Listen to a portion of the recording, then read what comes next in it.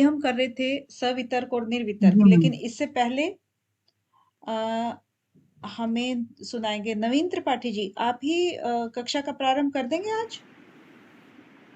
I hope आपने सुन madam लिया वो होगा ना।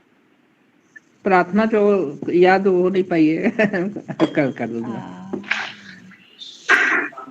नंबर देखिए आपका कभी भी आ सकता है, आप जल्दी से उसको याद कीजिएगा। जी जी ठीक है, thank you. Ganesh ji, ma'am पूरा याद नहीं हो मुझे। आपको तो बहुत टाइम हो गया, आपको तो अगली बार याद होना चाहिए था ना। मैम, अगली बार सुना देंगे।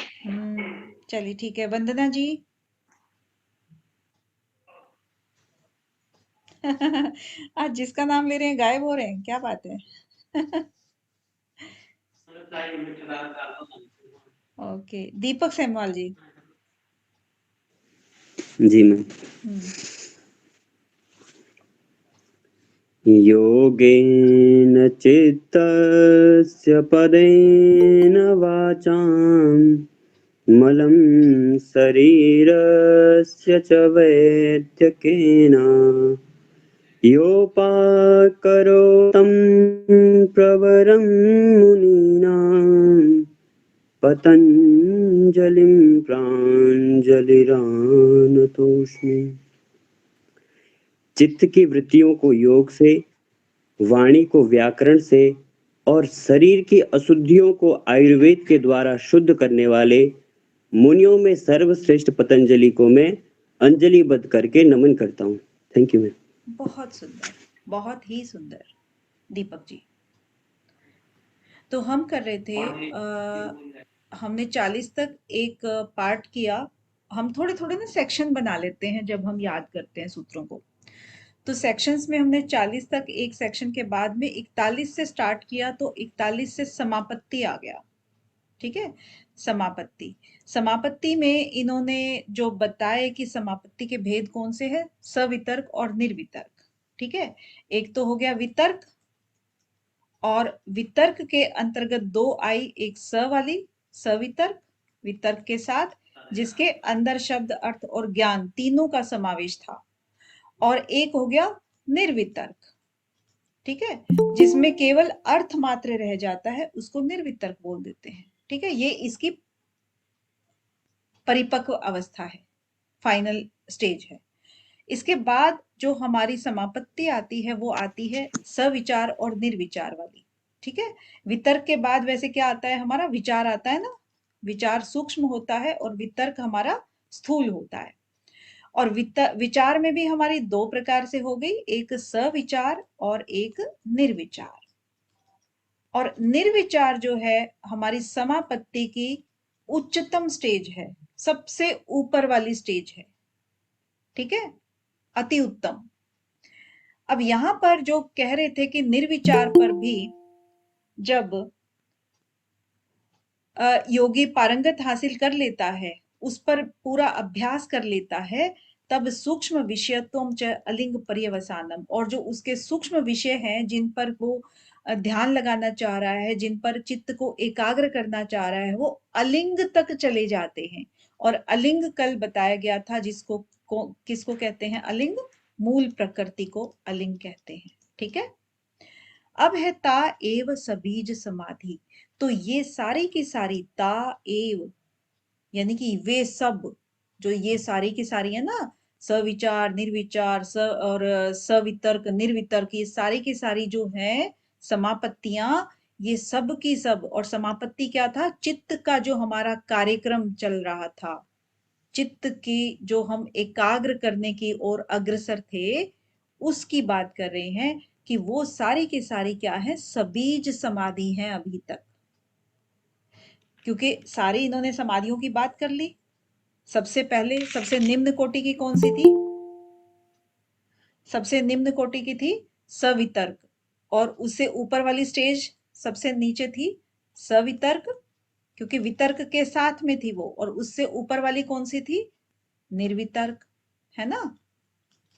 और उसके ऊपर वाली, क्योंकि हम क्या है, ऊपर की ओर गति कर रहे हैं, स्थूल से सूक्ष्म की ओर चल रहे हैं। फिर आता है सविचार, सविचार के बाद चौथा नंबर निर्विचार, और निर्विचार जो है इसका मतलब है कोई विचार ही नहीं बचा ना, निर्विचार हो गया है चित्त। तो वो कोई जब विचार नहीं बना तो इसका मतलब हमें यही तो करना था, निर्विचार ही तो होना था, वृत्तियों का ही तो निरोध करना था। लेकिन ये सब चीजें हम करते करते हम क्या कर रहे हैं, किसी चीज का हम आलंबन लेकर के चल रहे हैं। ठीक है, यहां पर भी हमने किस चीज का आलंबन लिया, निर्विचार पर। निर्विचार पर हमने आलंबन लिया, जैसे अहम ब्रह्मास्मि, मैं ही ब्रह्म हूं, आत्मा के ऊपर लिया उसने, खुद के ही ऊपर लिया। चित्त का जो है ना, चित्त के अपने ही चित्त के ऊपर आलंबन लेकर के वो आगे बढ़ रहा है कि और कोई भी वृत्ति नहीं है, मैं ही हूं और मेरे ही अंदर ब्रह्म है, मैं ही आत्मा हूं, अयम आत्मा। होता है ना ये वाला, क्योंकि इससे ज्यादा गहन आलंबन जो उच्च कोटि का आलंबन होता है। ठीक है, बाकी सब चीजों को ये छोड़ चुका है। तो जब यहां तक वो पहुंच गया तो भी तो आलंबन ही हुआ ना, वो किसी ना किसी चीज का भी हो चाहे। और जो हमारी निर्बीज समाधि के लिए जो इन्होंने सबीज कही है, इसीलिए सबीज कही है क्योंकि निर्विचार तक वो पहुंच गया है, तो आलंबन उसका अभी भी बना हुआ है। राइट, और आलंबन बना हुआ है इसका मतलब वो सबीज रहेगा, अभी भी बीज है उसके अंदर। वो बीज जो कि पनप सकता है अगर उसको सही से मिट्टी, पानी, वायु सब कुछ मिल जाए ना, खाद वगैरह। और यहाँ पर इन सब चीजों का क्या मतलब है कि अगर कोई भी ऐसी घटना, ऐसा कोई भी विचार, इस तरह का कोई भी सांसारिक प्रवृत्ति में अगर वो इन्वॉल्व हो जाता है और उसकी इंद्रियां वापस से विषयों का भोग करने लगती हैं, तो वो फिर से अधोगति की तरफ आ जाता है। यानी कि वो जो बीज था, जो सबीज था ना, उसका जो बीज है वो दोबारा पनपना शुरू हो जाएगा। यानी कि जितना वो ऊपर चढ़ा था उतना ही वो नीचे गिर सकता है। इसीलिए उसको सबीज कहा है कि अभी उसके अंदर बीज बाकी है। ठीक है, तो ये सारी की सारी, क्योंकि इसके अंदर बीज अभी है निर्विचार के अंदर, चाहे वो हमारी आत्मा का ही हो, चित्त का ही हो, किसी का भी हो, वो बीज अभी बाकी है। सात्विक आलंबन लेकर के हम आगे बढ़े थे तो वो आलंबन अभी बाकी है। ठीक है, इसको हम अस्मिता कह सकते हैं, इसको हम आत्मा कह सकते हैं। तो इस तरीके से यहाँ पर सबीज समाधि हुई। अब 47 वाले सूत्र में क्या कहते हैं कि निर्विचार, देखिए यही वाला निर्विचार है जो उच्चतम कोटि का है। ठीक है, निर्विचार यानी कि सबसे सूक्ष्म आलंबन वो वाला है और सबसे उच्च कोटि का आलंबन है ये निर्विचार। वैशारद्य अध्यात्म प्रसाद। वैशारद क्या होता है? वैशारद प्रवीण जी है क्या? प्रवीण जी नहीं है? विद्या विशारद, हाँ एक होता है विद्या विशारद, डिग्री होती है। अच्छा, प्रवीण जी से इसलिए पूछा मैंने, प्रवीण, मुझे उनके नाम का ही अर्थ जानना था। अब प्रवीण जी यहाँ नहीं है तो नहीं है, कोई बात नहीं। आप में से कोई बता दो कि इसका मतलब क्या होता है।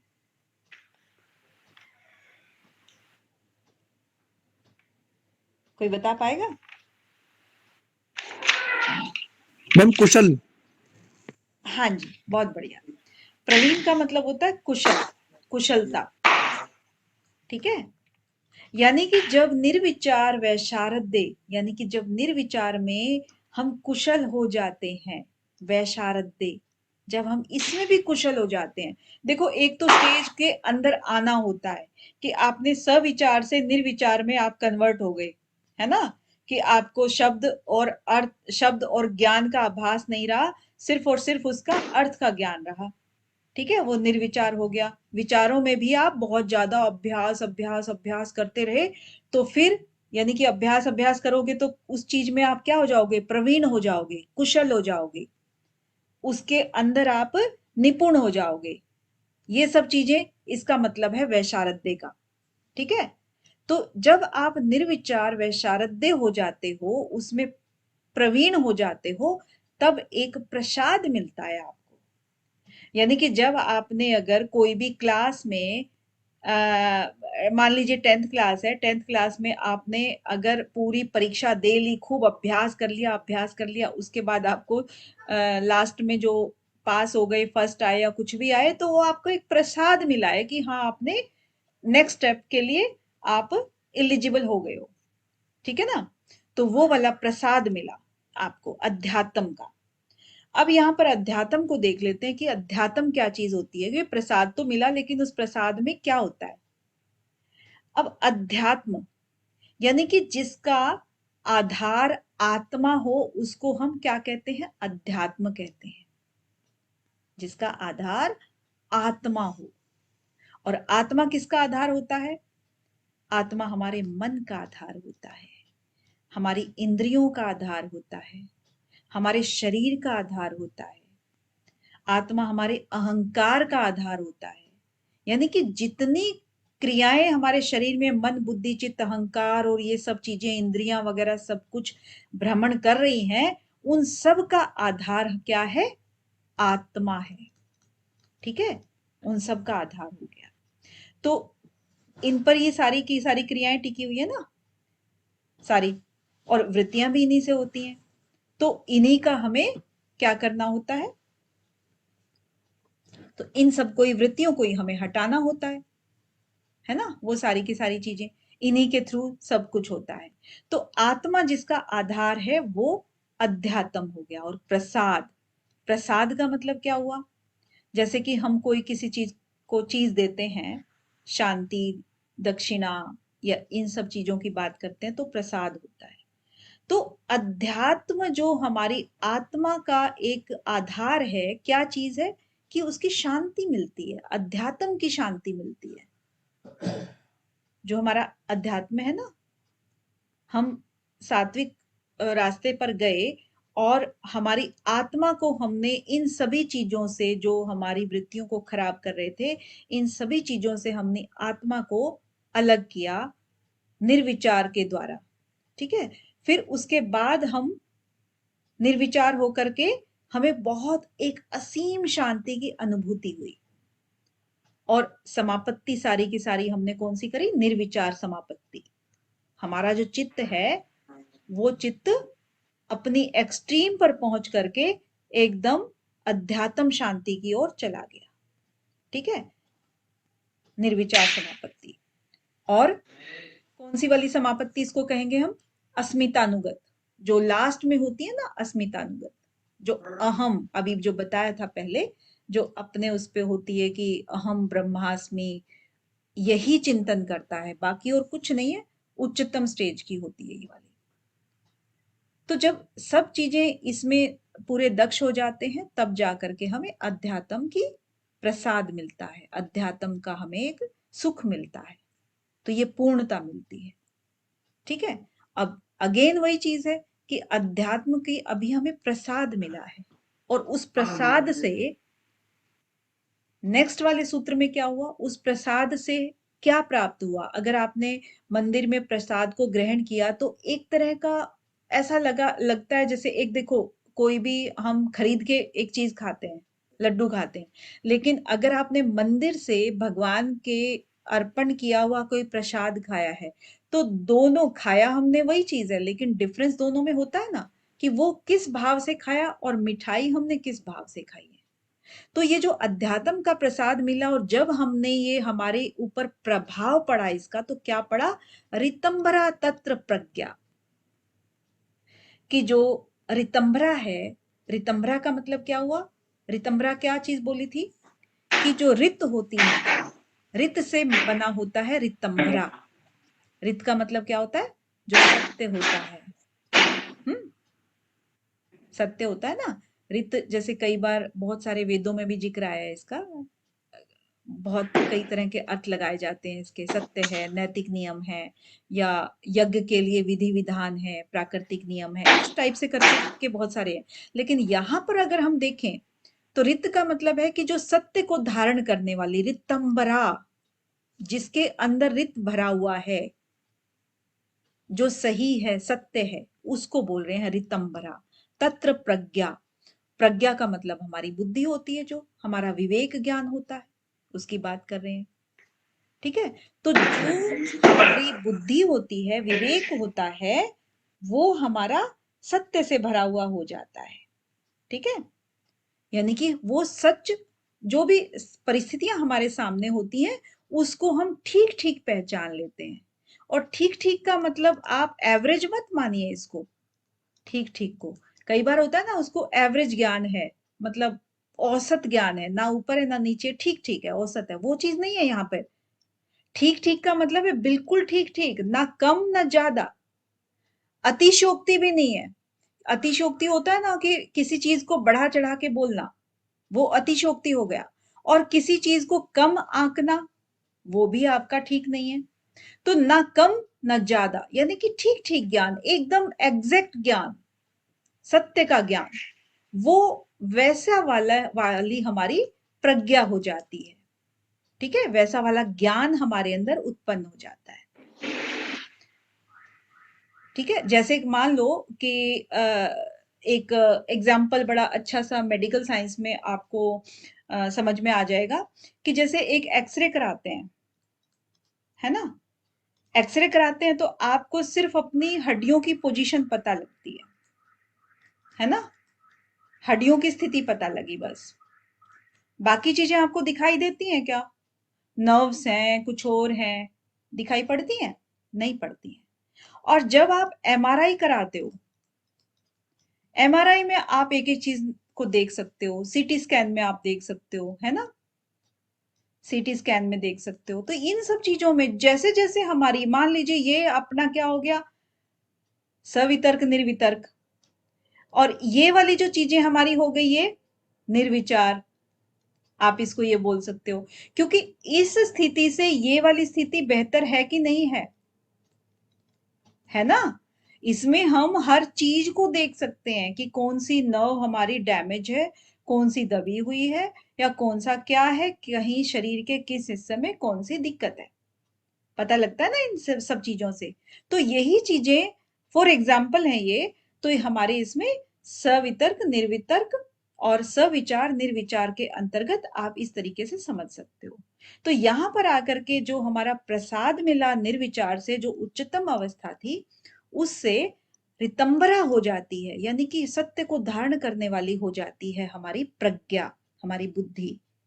किसी भी चीज को हम ठीक ठीक देख करके अनुमान लगा लेते हैं कि क्या सत्य है और क्या झूठ है। ठीक है, तो ये हम कह सकते हैं। अब 49 वाले सूत्र में क्या होता है कि श्रुत अनुमान प्रज्ञाभ्याम अन्य विषया विशेषत्वात्। और यहां पर क्या है, श्रुत और अनुमान, यानी कि सुने गए, जो सुने गए विषय होते हैं वो, और अनुमान किए हुए विषय, जो अनुमान यानी कि जो हमने किसी की घटना को देख करके कोई भी, अरे ऐसे हुआ होगा वैसे हुआ होगा, वो अनुमान। तो ये प्रज्ञाभ्याम, यानी कि जो हमारा ज्ञान है, जो देखने से आता है या अनुमान लगाने से आता है, वो वाला ज्ञान। ठीक है, यहां तक आ गया। देखने से और अनुमान लगाने से जो प्रज्ञा होती है, जो हमारे को ज्ञान होता है, यहां तक ही आ गया। अन्य विषया, ये उनसे अन्य विषय है, इस बुद्धि का विषय अलग है। कौन सी बुद्धि का? जो रितंभरा हो गई थी, ये ऊपर वाले सूत्र में जो रितंभरा प्रज्ञा हो गई थी, वो विषय अलग है, अन्य विषया, इस बुद्धि का विषय अलग है। विशेष अर्थत्वात्, यानी कि ये विशेष अर्थ देने वाली होती है, विशेष अर्थ देने वाली होती है। तो विशेष अर्थ क्या चीज है? जैसे कि मान लो जो सुने और देखे गए या अनुमान किए गए जो विषय हैं, ये प्रज्ञा उसकी बात से अलग यहाँ पर कह रहे हैं। जैसे कि यहाँ पर प्रज्ञा क्या है, ऊपर वाली रितंबरा थी, उसी को एक्सप्लेन कर रहे हैं यहाँ पर कि निर्विचार समापत्ति के बाद जो संप्रज्ञात समाधि में स्थित हो जाते हैं, और रजगुण और तम गुण जो है ना उनके धुल जाते हैं पूरे के पूरे, और उस स्थिति में सिर्फ सत्व गुण जो बचता है, और उससे वो रितंबरा जो है वो प्रज्ञा इनकी उत्पत्ति होती है। ठीक है, और अब यहाँ पर जो ये सुने और देखे गए विषयों के अलावा, ये एक तो ज्ञान जो हम आप पढ़ रहे हैं, उनसे जो ज्ञान प्राप्त हो रहा है, और एक रितंबरा जब अगर प्रज्ञा हो गई, किसी भी स्थिति को हम बिना उसके गवाह बने हुए जब हम चीजों को समझ जाते हैं कि ये स्थिति ऐसी है, रितंबरा हो गई ना प्रज्ञा, इसलिए तो वो विशेष अर्थ, वो वाला अर्थ देने वाली हो जाती है, वो वाली प्रज्ञा। कौन सी वाली? रितंबरा वाली प्रज्ञा। ठीक है, रितंबरा वाली। तो ये रितंबरा प्रज्ञा कब प्राप्त होती है? कब प्राप्त होती है ये? जब निर्विचार वैशारद्य, निर्विचार। ठीक है, और निर्विचार से क्या मिलता है? अध्यात्म प्रसाद मिलता है, और अध्यात्म प्रसाद से हमारी प्रज्ञा क्या हो जाती है? रितंबरा हो जाती है। तो सबसे पहले आपका अगर सीक्वेंस बनाना हो तो आप क्या करोगे? निर्विचार जो आपका बना, निर्विचार जो समापत्ति आपकी लगी, उससे आपको क्या मिला? अध्यात्म प्रसाद मिला। ठीक है, अध्यात्म प्रसाद से आपकी जो बुद्धि है वो कैसी हो गई? रितंबरा हो गई। ठीक है, और रितंबरा बुद्धि क्या करती है? वो विशेष अर्थ देने वाली होती है, विशेष रूप से कार्य करती है, वो विशेष अर्थत्वात्। ठीक है, वो सुनी और देखी हुई चीजों के विषय के अलावा बहुत बारीकी से घुस करके देखती है चीजों को। ठीक है, तो वो विशेष अर्थ देने वाली होती है। तो ये इस तरह से सीक्वेंस इसका बनता है, कोई कंफ्यूजन नहीं होनी चाहिए। जब हम सारी समापत्तियां कर रहे हैं, सवितर्क, सवितर्क, निर्वितर्क, सविचार और निर्विचार। निर्विचार को इसलिए लिया है क्योंकि ये सभी वितर्कों की या सभी समापत्तियों की उच्चतम सीढ़ी है, सबसे ऊपर वाली सीढ़ी है, और इसके बाद ही हमें ये प्रसाद मिलता है अध्यात्म का। और अध्यात्म का प्रसाद मिलने के बाद हमारी जो प्रज्ञा है, हमारी जो बुद्धि है, वो रितंबरा हो जाती है। और रितंबरा का मतलब आपको बताया था, रित को धारण करने वाली, यानी कि सत्य को धारण करने वाली। ठीक है, और सत्य कैसे धारण करती है? क्योंकि कोई भी सिचुएशन उसके सामने हो, वो एकदम से पता लगा लेगी कि क्या सच है और क्या झूठ है। वो देखे और सुने गए विषयों से कहीं हटके होता है। ठीक है, वो विशेष अर्थ देने वाली होती है। राइट, अब 50वां सूत्र देख लेते हैं कि तच्च संस्कारो अन्य संस्कार प्रतिबंधी। और तज, तज का मतलब जो जो हमारी रितंबरा प्रज्ञा थी ना, उसके बारे में बात कर रहे हैं। तद, उससे, किससे? उससे जो संस्कार उत्पन्न होते हैं, तज संस्कारो, उससे जो संस्कार उत्पन्न हुए, यानी कि जिसके योगी के अंदर रितंबरा प्रज्ञा हो गई है, तो उसके संस्कार भी तो आपके बहुत ऊपर चले जाएंगे ना। तो उनसे जो संस्कार उत्पन्न हुए, वो क्या करेंगे? संस्कार अन्य संस्कार प्रतिबंधी। और जो अन्य संस्कार होते हैं, रज और तम गुण से संबंधित जितने भी संस्कार हैं, जो विषयों को ग्रहण करते हैं, उन संस्कारों को क्या कर देते हैं? प्रतिबंधित कर देते हैं, उनके ऊपर रोक लगा लेते हैं, वो उनको आने नहीं देते हैं। ठीक है, हाँ जी, आज सुनाने का सेशन भी है रुचि जी, इसीलिए बस लास्ट सूत्र बाकी है। तस्य अपि निरोधे सर्व निरोधात निर्बीज समाधि। इन सब के रोकने पर, निरोध करने पर, क्योंकि जो है ना, अन्य संस्कारों को प्रतिबंधित कर दिया, प्रतिबंधित मतलब निरोध। ठीक है, आगे जब उनको प्रतिबंधित कर दिया, उनको संस्कारों को आने नहीं दिया, किस किस संस्कार को नहीं आने दिया? रज और तम, इन दो संस्कारों को आने नहीं दिया। तब क्या किया? सर्व निरोधात, सभी कुछ का निरोध हो गया। फिर तो जो सात्विक वृत्ति के सहारे, सात्विक संस्कार के सहारे जो आगे बढ़ने का कार्यक्रम था, जब उस पर भी निरोध हो गया, सर्व निरोधे लिखा ना, सर्व निरोधे।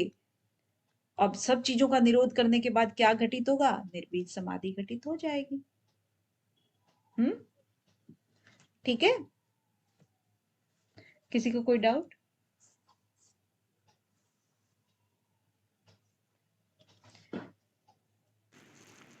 मेरी आवाज आ रही है? हाँ मैडम, कोई डाउट नहीं। मैम संप्रज्ञात समाधि हो जाती है फिर? एक मिनट, आवाज आपकी फट रही है। हेलो, अभी आपने क्या कहा अभी? मैंने ये कहा कि जो निर्बीज समाधि मतलब संप्रज्ञात समाधि लग जाती है। नहीं नहीं, लास्ट में जो सबीज समाधि संप्रज्ञात होती है, निर्बीज का मतलब असंप्रज्ञात समाधि से। पर मैम अभी तो हम ऊपर तक ये कर रहे थे, तर्क और विचार तक पहुंचे थे। हाँ, यहाँ पर देखिएगा ना, लास्ट वाले सूत्र में क्या कह रहा है, तस्यापि निरोध है, जब इन चीजों का निरोध कर देते हैं तब सर्व निरोधात, ये यहाँ पर सर्व सभी चीजों को निरोध कर देते हैं ना। ओके, मतलब उसके बाद आनंद और अस्मिता भी का भी निरोध हो जाता है। हाँ, उसका भी निरोध हो जाता है, सर्व निरोधात। लास्ट में इसने ठीक सर्व है, बोल मैं दिया ना। समझ गई। Got it. हाँ, तो तब असंप्रज्ञात समाधि घटित हो जाती है। तो हमारे 51 सूत्र यहाँ पर कंप्लीट हुए। और बताइए, किसी को कोई दिक्कत है, मतलब किसी को कुछ पूछना है?